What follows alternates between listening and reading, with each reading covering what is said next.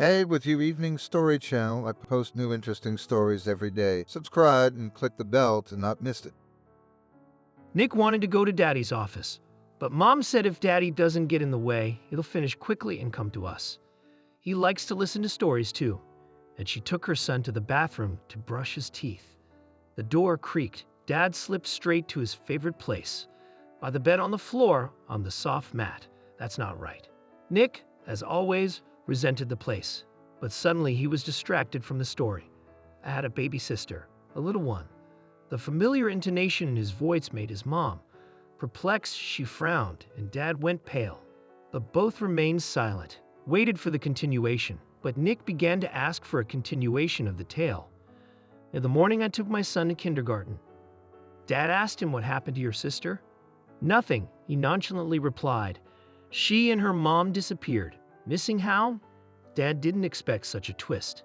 He even pulled over to the side of the road. Not at all. He clarified, you don't see them anymore. In the evening, Mom picked up Nick and already with him to the store, bought food for dinner, handing him a large egg wrapped in foil. Mom asked, what are your little sister and Mom doing right now? I don't know. The son was more interested in what was in the egg. It never showed up again. In the morning, he left for Salt Lake City. In the evening, he and Helen discussed the situation and decided they'd have to deal with it on the spot. Nick did say something about where he had seen his little sister. He described her mom a little and even drew a picture of her. Helen laughed at the sight of the very short black curly hair and green eyes. But she didn't like Daniel's reaction, so this was her. Helen had just taken Nick to the nursery, and the voice didn't promise anything good, just believe. Yeah, well, it's been a loss of whiskey. No matter how many times I try, I can't remember anything else. People talked about it, and she came out to me. Then I found the boy. I got my revenge. Looks like they decided to let her. Somebody didn't get a lot of money, and little sister. Long sigh. That's a killer question. What can I say? If Nick said he saw a little sister, then he did. I came to, in bed, at her house naked. You know that. He squeezed her hands, which she used to prop him up. It could have been anything without my involvement, I mean mine, but he was confused and silent. Call the one he didn't want to unravel the case with. Check her house first. The case was hiding in the mountains and didn't know the grounds. A fairly decent dry weather road that allowed him to cut a half circle, bypassing Salt Lake City. By the end of the 5th hour of travel, he pulled up to Helen's house on the outback, spreading itself out into the ravine of the village. From beyond the natural fence of thorny shrubbery he could hear sounds, a creaking door and quick footsteps. Enthusiastic but eager to be done, and Emily with a bucket was heading toward the youthful one. I usually wee in these parts.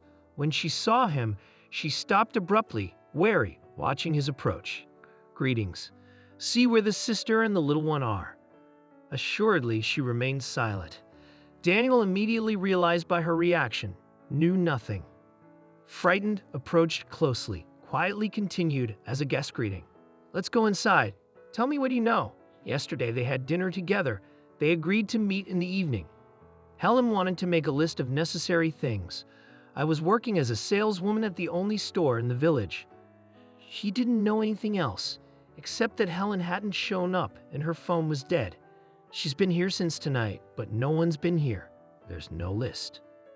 Warm clothes in place and baby clothes too. Even more than her sister's absence frightened her. The reason Helen was packing for the road. Both known and therefore disturbing. Yes, the girl she was going to keep, she had no one coming here or calling. But Helen had looked combative yesterday. Who was she going to fight? With the last words about Emily cried, but wiping away her tears, immediately began to gather on the table. I had time to make lunch this morning. What if my sister comes back? How did you know about the daughter? She asked from behind the curtain. Helen told me not to tell anyone. The mountains were not high enough to call Oliver, while Emily forced the table with food. He was glad to have him around, but she hadn't heard anything about Helen going missing, nor had she heard anything about her daughter being born. So you're here for your daughter? He exclaimed. At once he understood the situation. Wait, don't come. I'll find out if the old story has resurfaced. Maybe I'll have to come to your place. Helen had already refilled 2 shot glasses and looked embarrassed. I'm not allowed, he cut him off, making quick work of his spoon.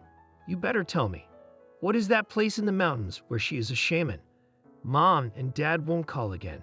Nick looked into his eyes. That look made Helen turn inside out. The day is coming to an end. Okay, Daniel is calling. I don't know how he's doing, but she's good. She immediately dialed his number. Out of range. Nick, why did you ask what you saw? He shrugged. He was missing too. If his sister's situation hadn't distracted him even from reading, now his eyes were scrutinizing and demanding an answer.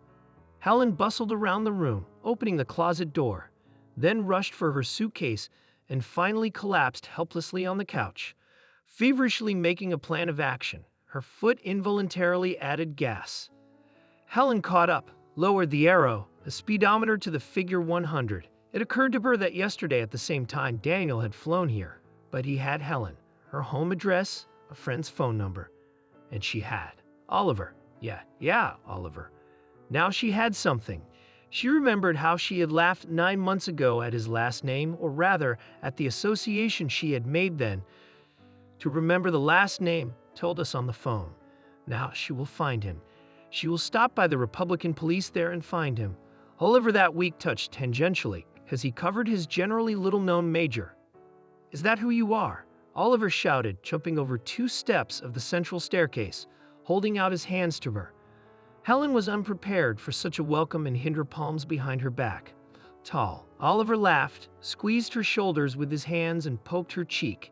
His behavior contrasted so much with Helen's mood that she took a step back, but in the next second was already flying and was picked up under the elbow on the damn stairs up. In the office he sat her rather demurely in a spinning chair. He plumped into his own. Helen caught herself enjoying watching the changes taking place in him. Like this. Why he was scrutinizing her so intently. Suddenly his gaze became so stern, even hard, and he began to report to her as if to a superior. The first theory is obvious. Tikhonov is the same one who kidnapped last year the child of our businessman, almost an oligarch.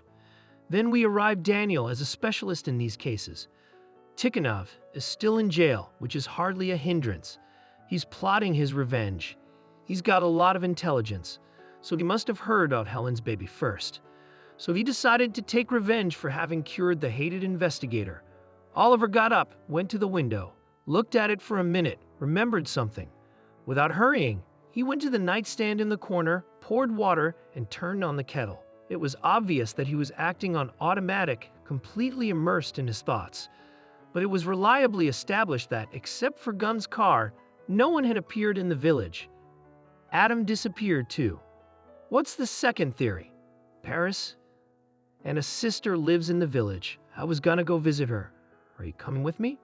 Learning that Daniel was interested in the place in the mountains where the shaman was, Helen couldn't stand it. And you said, yeah, I don't know. I called a friend of mine who had a grandmother who used to be a shaman, but she didn't answer, and your husband went to her. Alyona and Tikhonov were lucky enough to find her friend at home. She was working with separatism in the barn. He didn't hear the call, but I told him I'd heard from my grandmother that only the heart can find its way there, so he left. Helen asked, not hoping for an answer. To the mountains, woman, to the mountains. They are there hundreds of kilometers in all directions. The car.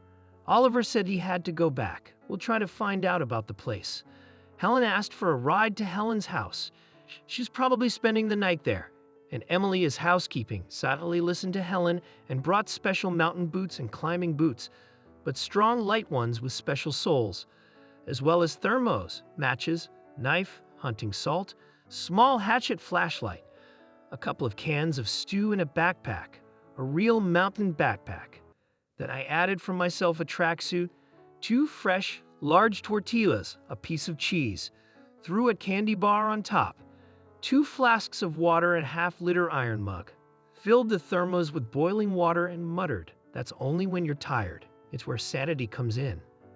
And left to her dazed Helen, only muttered, here you are. They got married without me. I'll have to stump.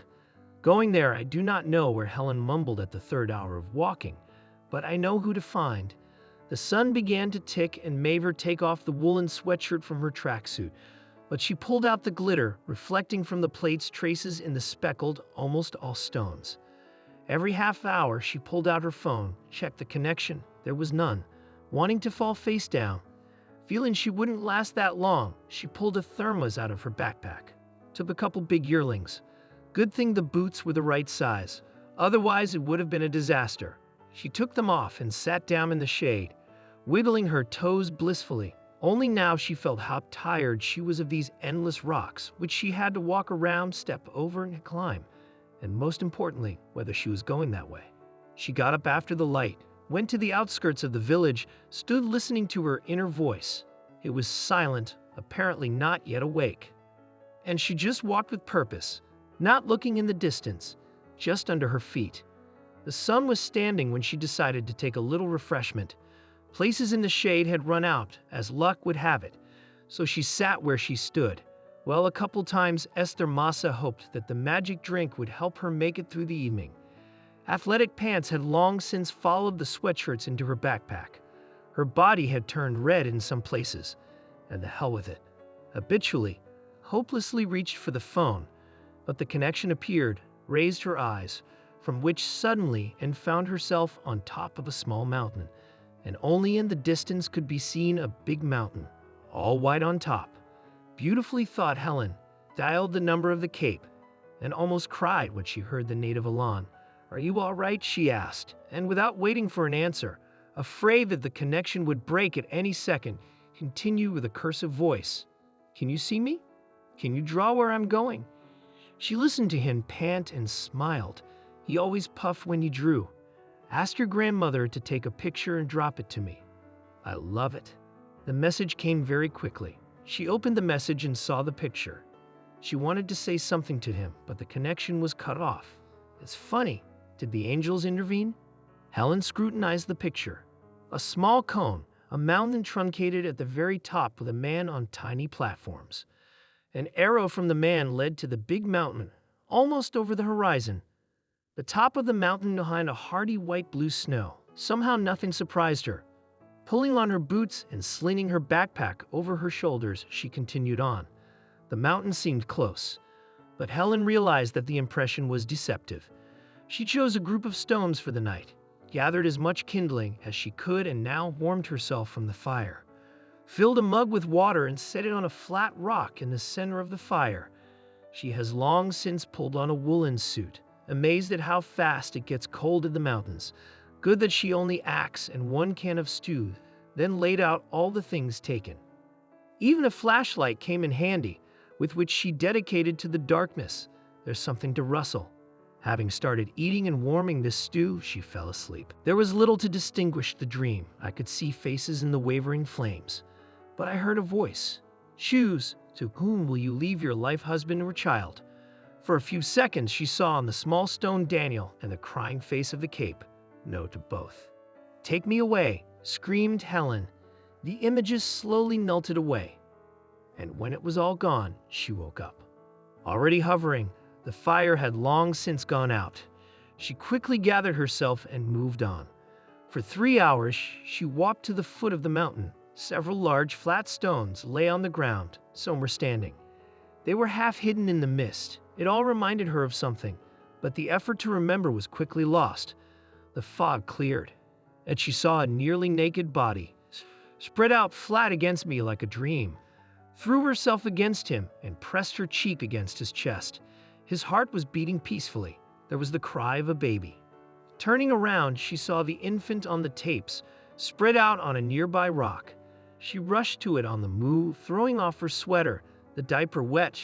She bit into the girl's sweater as she heard a groan. Behind the next rock, a woman lay on the ground. Her hands clutched her own throat. Helen tried to give birth swollen, and her fingers felt as if they had been electrocuted. But she kept trying, and her fingers gave in a little. Loosened their grip, then a little more, and a little more. Around the woman's wrist in circles like bracelets, one on one wrist and two on the other. "You, Helen." The woman's voice was weak. She tried to lift her head. "You refused? I had to make a choice. But they don't want a girl. They want a boy like yours. I promised them a boy, but I had to give up my curses. You have to give up yours too." Listening to her, Helen applied her hand to her wrist. She felt like her fingers were curling around a coal, but she knew who it was. The girl needed a mother. Slowly, the heat saved the red rings around her wrist and turned pale. "It can't be," Helen said in a strong voice. "You're just an ordinary woman, but you managed to bring her to me. You have to feed her." She fed the girl, smiling blissfully. "You will take her into your family." Her eyes were pleading. "Daniel." Helen rushed over to him. He seemed to be starting to come to his senses. There was the sound of an engine. Helen tilted her head. A helicopter was approaching. Oliver had made it. A flicker of a thought. She glanced at the do it as if it was melting in her eyes. A few seconds later, all that was left in her place was a toddler in a sweater. Oliver jumped out of the helicopter to see a strange picture. Helen's head was on her lap with the baby in her arms. Daniel looked up at the sky with astonishment, as if yes, having descended from the heavens of God.